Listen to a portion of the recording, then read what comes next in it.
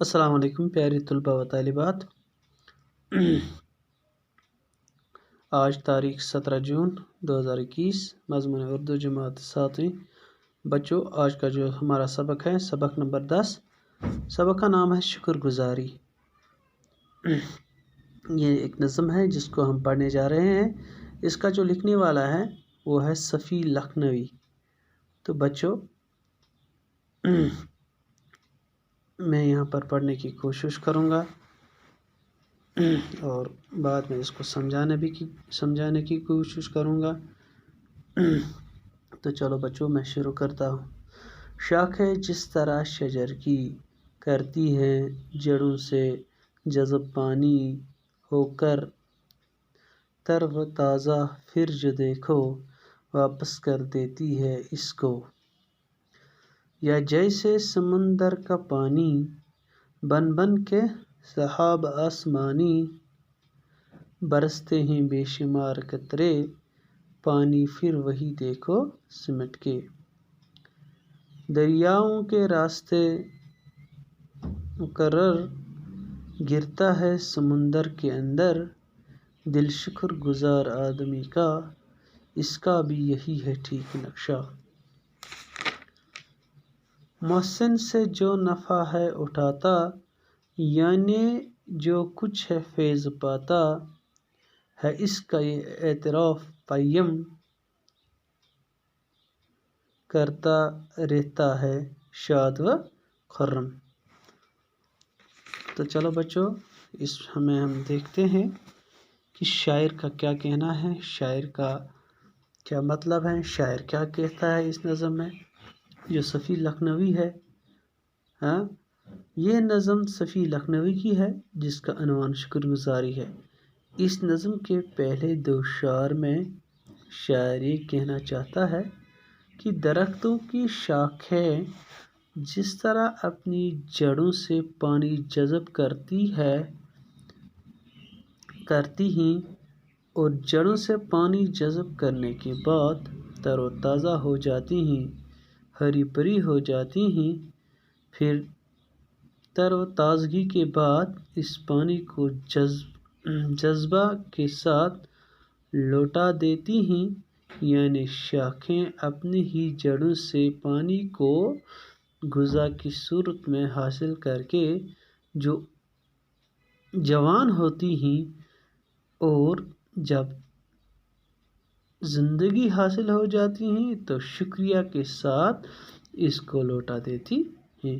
یہ پہلے جو مطلب یہاں پر دو شاعر ہیں، اشعار ہیں، ان کے مطلب تشریح کی ہے میں نے یہاں پر۔ تو یہاں پر شجر آیا ہے، شجر کا مطلب ہے درخت، ٹھیک ہے بچوں، یا پیڑ بھی کہہ سکتے ہیں ہم۔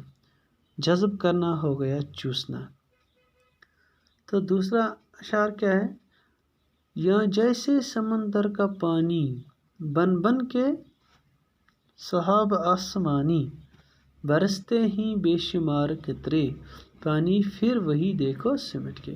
اس نظم کے تیسرے اور چوتھے شعر میں شاعر نے یہ کہنے کی کوشش کی ہے کہ آپ دیکھیے کہ کیسے یہ سمندر کا پانی بادل بن بن کر آسمان پر اڑ جاتا ہے اور پھر وہ بھاپ بن کر آسمان پر چلا جاتا ہے اور اوپر سے پانی کی بوند بن کر بے شمار قطروں کی شکل میں کھیتوں، کلیانوں اور باغوں کو سیراب کرتا ہے۔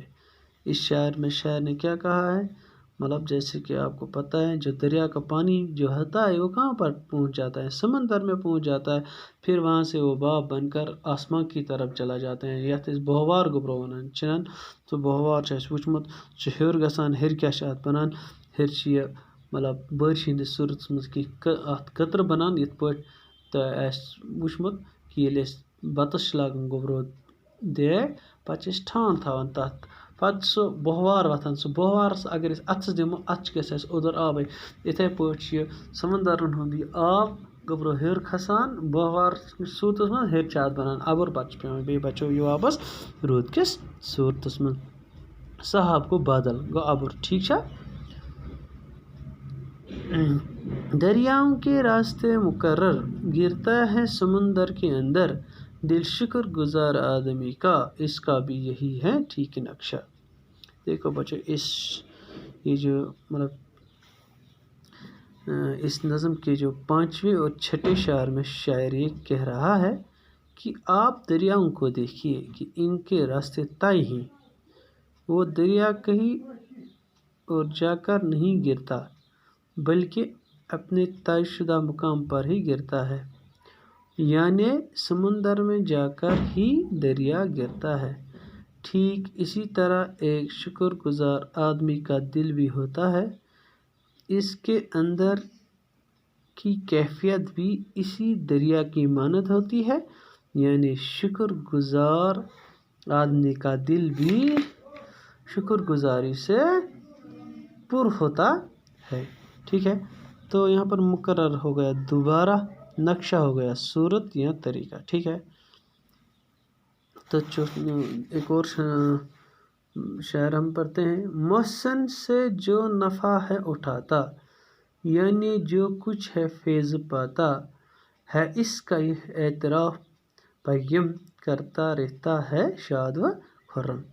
اس نظم کے 7ویں اور 8ویں شعر میں یہ کہا گیا ہے کہ جو شخص اپنے محسن سے فیض پاتا ہے یعنی نفع اٹھاتا ہے، تو مطلب یہ ہے کہ اس شخص کو اپنے محسن سے جس حد تک جتنا کچھ بھی فائدہ پہنچتا ہے، اس کا اعتراف وہ اس طرح کرتا ہے کہ اپنے محسن کو ہمیشہ خوش و خرم رکھتا ہے یا اپنے محسن کو ہمیشہ خوش رکھنے کی کوشش کرتا ہے. ٹھیک ہے، اعتراف یا محسن کس کو کہتے ہیں؟ احسان کرنے والے کو. فیض پانا ہو گیا فائدہ یا نیکی. اعتراف تسلیم کرنا، ماننا.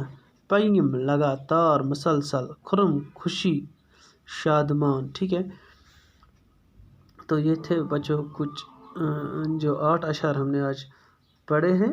ٹھیک ہے، تو ان کی ہم نے تشریح بھی کی ہے. انشاءاللہ جو باقی اشعار ہیں وہ ہم کل پڑھیں گے. تو آپ سے یہی گزارش ہے کہ سمجھنے کی کوشش کیجیے گھر میں. کلاس ہمیشہ دیکھتے رہیے. اللہ حافظ.